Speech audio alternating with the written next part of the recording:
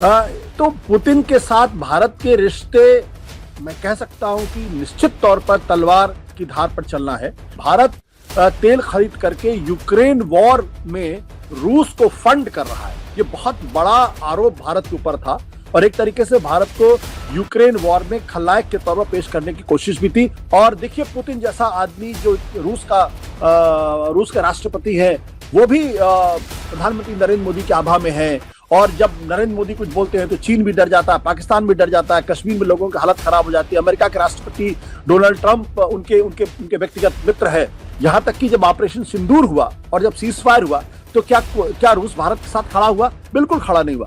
उल्टे रूस ने पाकिस्तान के साथ अपने रिश्तों को बेहतर करने की कोशिश की है। आप अंतर्राष्ट्रीय मंचों पर देख लीजिए, जिस तरीके से भारत की मीडिया वो चीन को पोर्ट्रे करने की कोशिश करता है या अमेरिका को पोर्ट्रे करने की कोशिश करता है और बार बार ये जताने की कोशिश करता है किस तरीके से ड्रैगन को तो हाथी ने पटक के मार दिया है। यानी कहने का मतलब ये कि चीन भारत के सामने कुछ भी नहीं, उसकी कोई औकात नहीं है। तो एक तरफ चीन वो देश है जो भारत के साथ सैनिक स्तर पर भी एक तनावपूर्ण रिश्ते में है, दूसरा आर्थिक स्तर पर भी भारत को कमजोर करने की कोशिश कर रहा है और ऐसे हालात बनाना चाहता ताकि भारत चीन के साथ जाके खड़ा हो जाए और उसकी जी हुजूरी करे। उस चीन के साथ रूस अपने रिश्तों को बेहतर करने की कोशिश लगातार कर रहा है।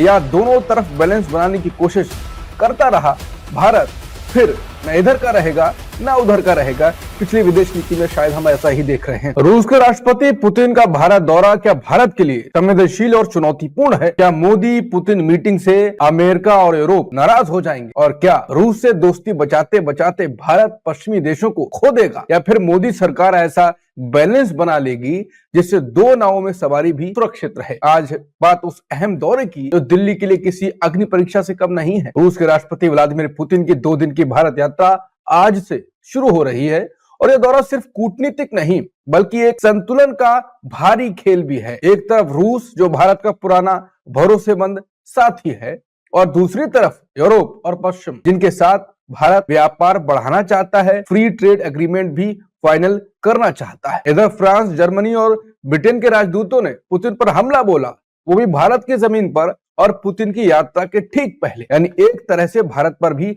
दबाव डालने की कोशिश की गई। अब सवाल यह है, भारत किसकी सुने, किसे खुश करे और किसे नाराज होने से बचाए?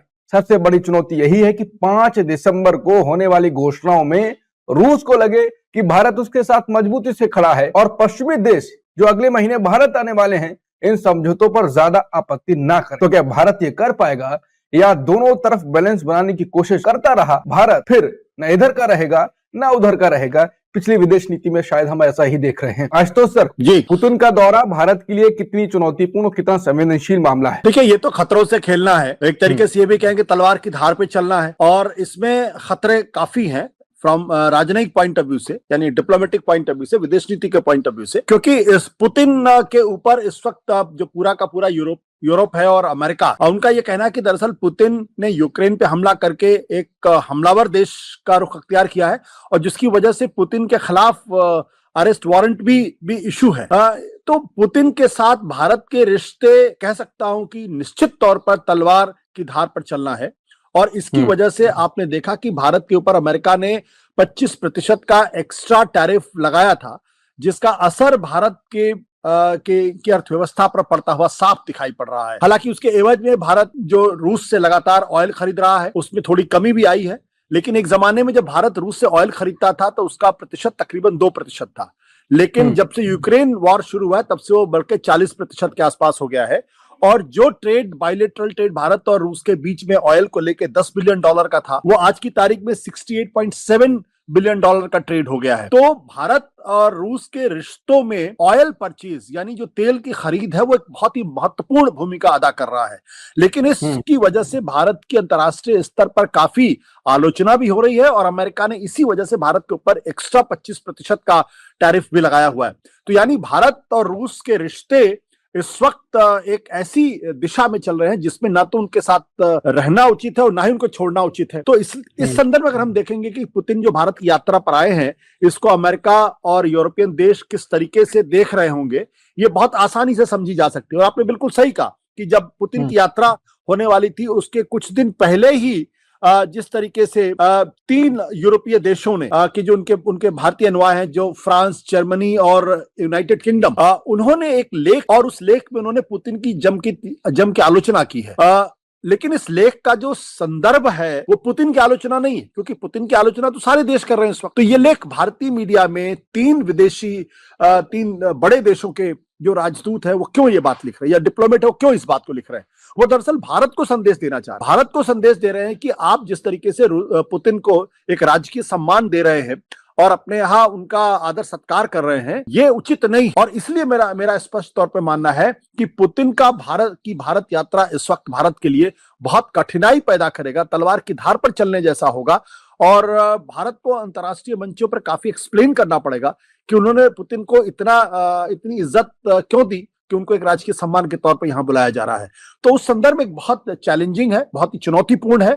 लेकिन भारत एक ऐसा देश है जो लगातार अपनी विदेश नीति को किसी दूसरे देश के दबाव में या प्रभाव में नहीं करता।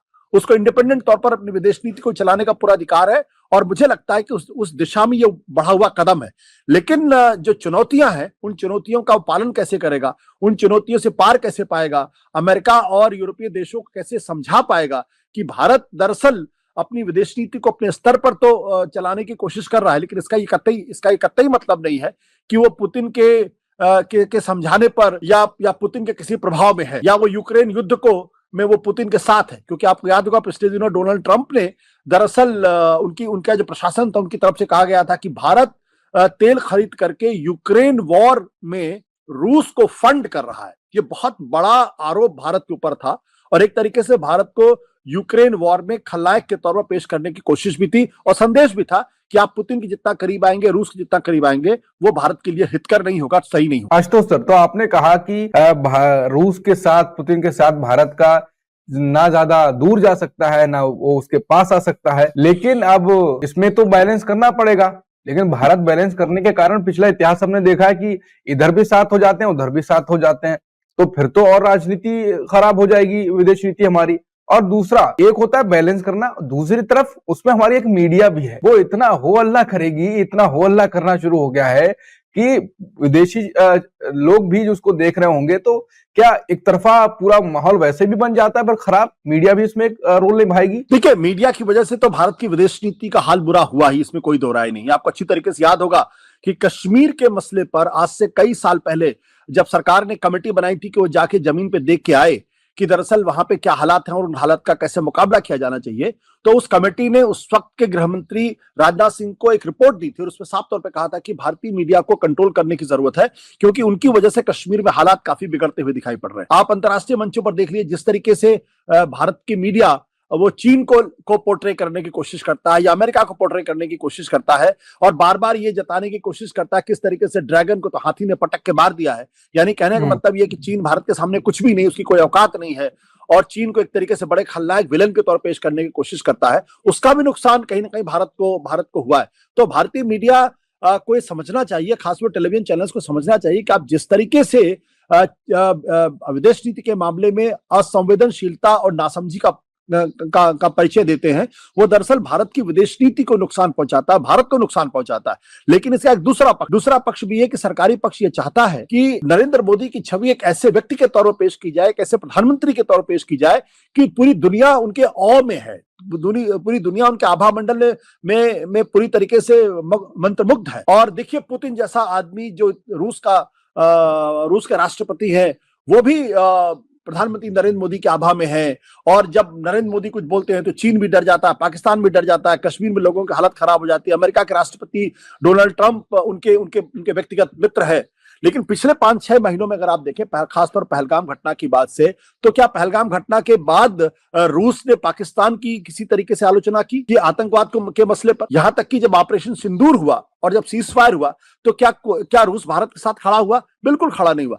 उल्टे रूस ने पाकिस्तान के साथ अपने रिश्तों को बेहतर करने की कोशिश की है, वहां इन्वेस्टमेंट करने के रास्ते उसने खोजे हैं।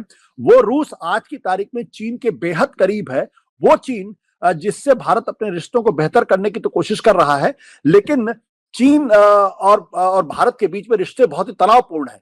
जिस तरीके से हमने गलवान में देखा था कि हमारे कितने सैनिकों की जान गई थी, वो शहीद हुए थे, और चीन लगातार भारत को कमजोर करने की कोशिश कर रहा था। चीन रेयर अर्थ मेटल भारत को देने से मना कर रहा था, चीन भारत को यूरिया फर्टिलाइजर देने से मना कर रहा था, जिसकी वजह से भारत के अंदर यूरिया की क्राइसिस खड़ी हो रही थी, या जिसकी वजह से भारत में जब आप रेयर अर्थ मेटल नहीं देते हैं तो उसका असर क्या होता है? उसका असर ये होता है कि हमारे यहाँ जो तमाम इलेक्ट्रिक व्हीकल्स हैं या जो फोन बनाने की पूरी प्रक्रिया है उस पर असर पड़ता है। तो एक तरफ चीन वो देश है जो भारत के साथ सैनिक स्तर पर भी एक तनावपूर्ण रिश्ते में है, दूसरा आर्थिक स्तर पर भी भारत को कमजोर करने की कोशिश कर रहा है और ऐसे हालात बनाना चाहता ताकि भारत चीन के साथ जाके खड़ा हो जाए और उसकी जी हुजूरी करे। उस चीन के साथ रूस अपने रिश्तों को बेहतर करने की कोशिश लगातार कर रहा है, बल्कि मैं ये कहूं कि आज की तारीख में रूस जो है वो चीन का सबसे अच्छा दोस्त है, क्योंकि भारत अगर ऑयल खरीद रहा है तो भारत से ज्यादा रूस से ऑयल चीन खरीद रहा है। तो जब हमने सीज फायर हुआ और पूरी दुनिया ने देखा कि रूस भी भारत के साथ खड़ा नहीं हुआ, तो वैसी स्थिति में हम अपनी विदेश नीति के बारे में क्या टिप्पणी करें। लेकिन एक चीज बिल्कुल स्पष्ट है कि रूस से यानी सोवियत यूनियन से हमारे रिश्ते बहुत ऐतिहासिक है, बहुत पुराने हैं। जब 1971 की लड़ाई हुई थी, जब जिसमें बांग्लादेश का निर्माण हुआ था, जब अमेरिका ने भारत को आंख दिखाई थी, उस वक्त सोवियत यूनियन भारत के साथ खड़ा था मजबूती के साथ। और दूसरी बात यह है कि भारत रूस के साथ अपने रिश्तों को तोड़ना अफोर्ड भी नहीं कर सकता है, क्योंकि बहुत सारा हमारा जो सैनिक साजो सामान है वो हम रूस से खरीदते हैं।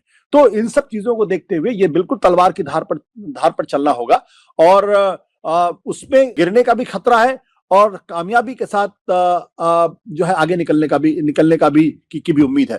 तो इसलिए बहुत संभल के चलना होगा और खासतौर पर जो भारतीय मीडिया है उसको पुतिन की यात्रा को ऐसे प्रोजेक्ट नहीं करना चाहिए जैसे कि कोई बहुत बड़ी कामयाबी है, क्योंकि इसका असर निश्चित तौर पर भारत यूरोप के रिश्तों में पड़ेगा, इसका असर निश्चित तौर पर भारत अमेरिका के रिश्तों में पड़ेगा, खासतौर पर अमेरिका के साथ। जो अमेरिका नहीं चाहता कि पुतिन जो है वो किसी तरीके से उनके लिए कोई एग्जिट रूट मिले। आपने देखा कि इस वक्त यूक्रेन वॉर के समय में भी एक युद्ध को खत्म करने की कोशिश की जा रही है और पुतिन पर लगातार अमेरिका हमलावर भी है।